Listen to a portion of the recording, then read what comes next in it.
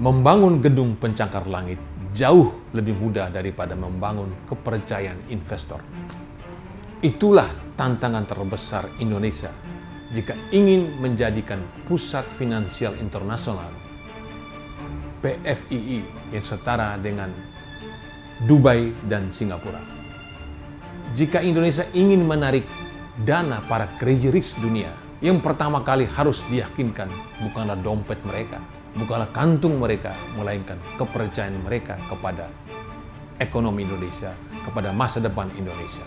Kita mengikuti dengan saksama bahwa pemerintah Indonesia tengah menyiapkan sebuah proyek ambisius yang diharapkan mampu mengubah peta industri keuangan nasional, yakni pembentukan Pusat Finansial Internasional Indonesia, disingkat PFII. Kawasan keuangan khusus ini dirancang untuk menarik dana dari kalangan ultra high net worth individuals, yaitu mereka yang disebut crazy rich, super kaya, yang berada di belahan bumi di berbagai negara maupun yang ada di Indonesia, agar bersedia menempatkan kekayaan mereka di Indonesia. Dana tersebut diharapkan menjadi sumber pembiayaan jangka panjang lebih dari 10 tahun untuk pembangunan ekonomi nasional, mulai dari investasi di Danantara, pembelian surat utang negara, SUN, pengembangan infrastruktur, mempercepat hilirisasi industri, hingga proyek-proyek strategis nasional lainnya. PFII merupakan bagian dari agenda besar pemerintah Indonesia untuk memperdalam pasar keuangan nasional, financial deepening, sekaligus meningkatkan daya saing Indonesia sebagai pusat jasa keuangan internasional.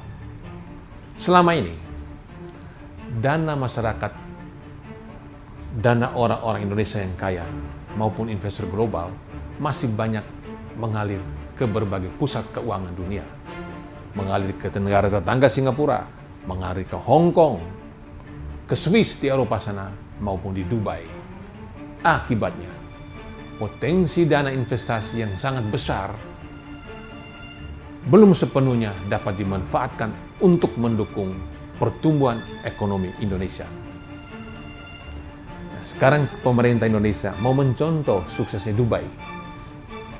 Dalam berbagai pembahasan pemerintah dan DPR RI, model yang paling sering dijadikan acuan adalah Dubai International Financial Center, DIFC, di Uni Emirat Arab.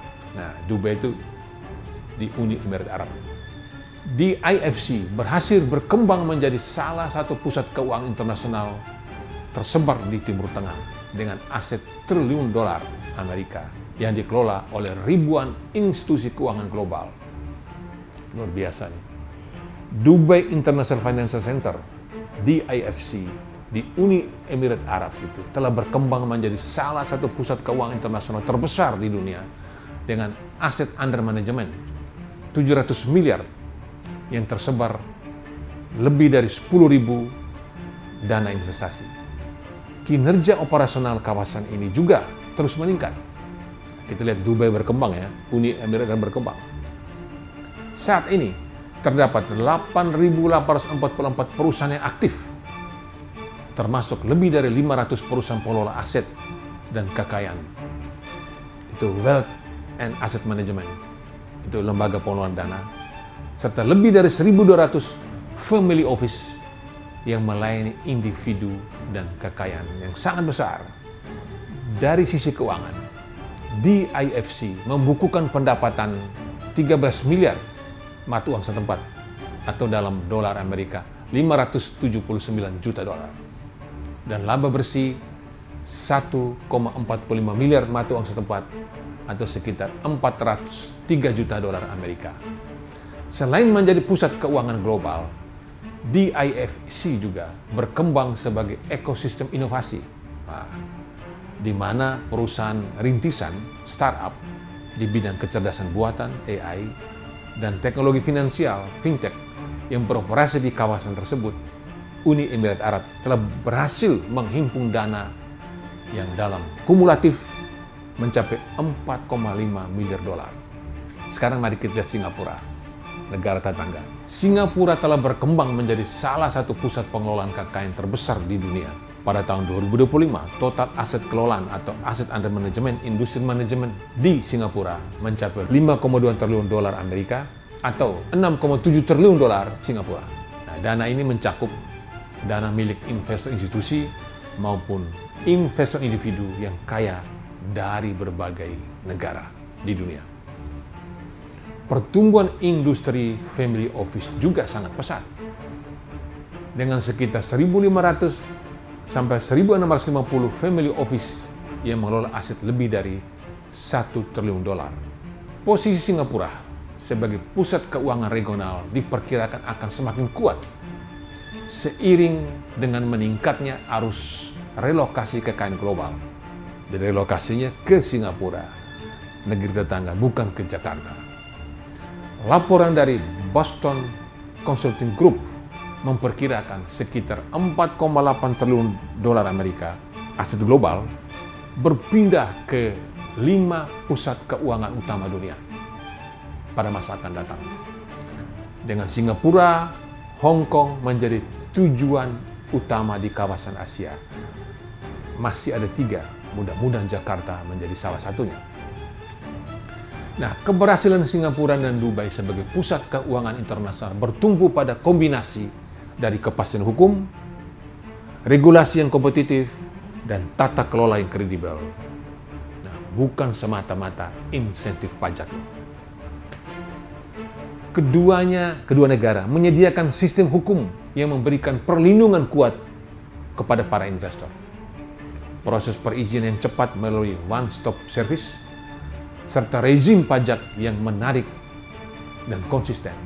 Kepercayaan investor juga didukung oleh stabilitas politik dan ekonomi, pengawasan keuangan berstandar internasional, serta penerapan ketat aturan anti pencucian uang, anti-money laundering. Selain itu, Singapura dan Dubai membangun ekosistem jasa keuangan yang lengkap, mulai dari perbankan, manajemen aset, family office, firma hukum, hingga pasar modal yang didukung infrastruktur modern, talenta-talenta kelas dunia, serta kemudahan visa dan izin tinggal bagi para investor. Kombinasi dari berbagai faktor ini menjadikan kedua negara sebagai tujuan utama penempatan dana dan pengelolaan kekayaan global. Bagi Indonesia, keberhasilan Pusat Finansial Internasional Indonesia (PFII) akan sangat bergantung pada kemampuan menghadirkan ekosistem yang memberikan kepastian, kepercayaan, dan kemudahan berusaha setara dengan pusat-pusat keuangan internasional yang sudah disebutkan tadi, dan kita bersaing dengan mereka. Salah satu sasaran utama PFII adalah menarik dana dari kelompok orang super kaya dunia melalui pengembangan industri wealth management dan family office. Family Office merupakan lembaga profesional yang mengelola investasi aset, perencanaan pajak, hingga warisan keluarga bagi individu dan kekayaan sangat besar. Jadi mengelola keuangan keluarga kaya. Selama ini, Singapura dan Dubai menjadi tujuan utama ribuan family office internasional. Mengapa? Karena kedua negara ini menawarkan kepastian hukum, kerahasiaan yang memadai, pelayanan yang profesional, dan rezim perpajakan yang kompetitif. Nah, pemerintah Indonesia mampu menyediakan ekosistem serupa sehingga sebagian dana yang selama ini tersimpan di luar negeri dapat masuk ke pasar keuangan domestik atau tidak. Di situ taruhannya. Selain menjadi tempat penyimpanan aset, pemerintah juga ingin agar dana tersebut diinvestasikan pada instrumen produktif. Antara lainnya diinvestasikan ke surat utang negara (SUN), obligasi pemerintah, proyek infrastruktur hilirisasi mineral, ketahanan energi, ekonomi digital, pembangunan kawasan industri, hingga investasi melalui Badan Pengelola Investasi Daya Anagata Nusantara atau Danantara. Dengan demikian, dana yang masuk tidak hanya memperbesar likuiditas di pasar keuangan, itu market deepening ya, tetapi juga menjadi sumber pembiayaan pembangunan jangka panjang. Nah, bagaimana dasar hukum? Pembentukan PFII telah memperoleh dasar hukum melalui pasal 248A Undang-Undang Nomor 4 Tahun 2026 tentang perubahan atas Undang-Undang Pengembangan dan Penguatan Sektor Keuangan yang disingkat Undang-Undang P2SK. Ketentuan tersebut memberikan mandat kepada pemerintah untuk membentuk kawasan finansial internasional guna meningkatkan daya saing sektor keuangan Indonesia. Nah, pasal yang sama tadi juga mengamanatkan penyusunan undang-undang tersendiri yang mengatur secara lebih rinci detail mengenai kelembagaan, tata kelola, insentif, kewenangan, serta mekanisme operasional dari PFII. Dengan kata lain, Undang-Undang P2SK baru menjadi payung hukum utama, sedangkan implementasi teknis masih menunggu pengesahan RUU Pusat Finansial Internasional Indonesia PFII yang saat ini sudah masuk dalam program legislasi nasional atau Prolegnas. RUU tersebut diharapkan mengatur berbagai aspek penting, mulai dari struktur kelembagaan, sistem pengawasan, insentif perpajakan, mekanisme penyelesaian sengketa, rezim keimigrasian, hingga hubungan kewenangan antara otoritas kawasan dengan Bank Indonesia, dengan otoritas jasa keuangan, dengan Kementerian Keuangan, serta lembaga negara lainnya. Nah, sekarang kita lihat bagaimana agar PFII ini berhasil dilaksanakan, diimplementasikan di Indonesia, bertumbuh berkembang setara dengan Singapura dan Dubai. Pertama, kepastian hukum harus menjadi fondasi utama. Investor global hanya akan menempatkan dana dalam jumlah besar apabila terdapat perlindungan hak kepemilikan, penegakan kontrak yang konsisten, serta mekanisme penyelesaian sengketa yang tepat, yang cepat, independen, dan berstandar internasional. Kedua, regulasi yang sederhana dan kompetitif. PFII memerlukan otoritas khusus dengan sistem one-stop service, sehingga seluruh proses perizinan, perpajakan, keimigrasian, dan layanan investasi dapat dilakukan dengan cepat dan efisien. Ketiga, tata kelola yang kredibel. Pengelolaan kawasan harus profesional, independen, transparan, serta memenuhi standar internasional dalam pencegahan pencucian uang, pendanaan terorisme, dan tata kelola perusahaan. Harus ada good governance yang bagus. Keempat, rezim fiskal yang menarik dan stabil. Insentif pajak memang penting, tetapi harus disertai kepastian kebijakan jangka panjang agar investor memiliki keyakinan untuk menempatkan dana dalam horizon investasi yang panjang. Mereka masuk dengan mudah, tapi juga bisa menarik kembali dananya dengan mudah juga. Kelima, ekosistem jasa keuangan yang lengkap. PFII harus menjadi rumah bagi bank internasional, perusahaan manajemen aset, family office, pasar modal, firma hukum, akuntan, dan lembaga keuangan lainnya. Sehingga seluruh kebutuhan investor dapat dipenuhi dalam satu kawasan. Keenam, stabilitas ekonomi dan politik. Ini penting, harus stabil ekonominya, stabil politiknya. Inflasi harus terkendali, ada disiplin fiskal, ada stabilitas nilai tukar, serta konsistensi kebijakan pemerintah. Nah, kebijakan pemerintah harus konsisten. Dan ini menjadi faktor penting dalam membangun kepercayaan investor. Kunci utama keberhasilan dari PFII bukanlah insentif pajak, melainkan kepercayaan atau trust.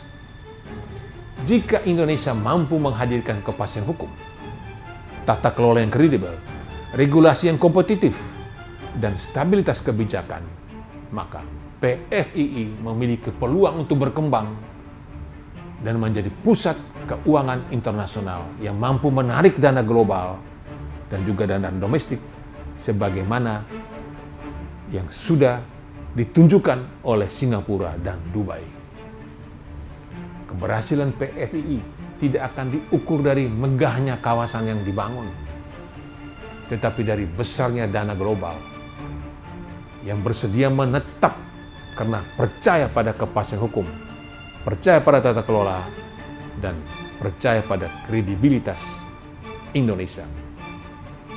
Trust adalah mata uang termahal dalam industri keuangan internasional.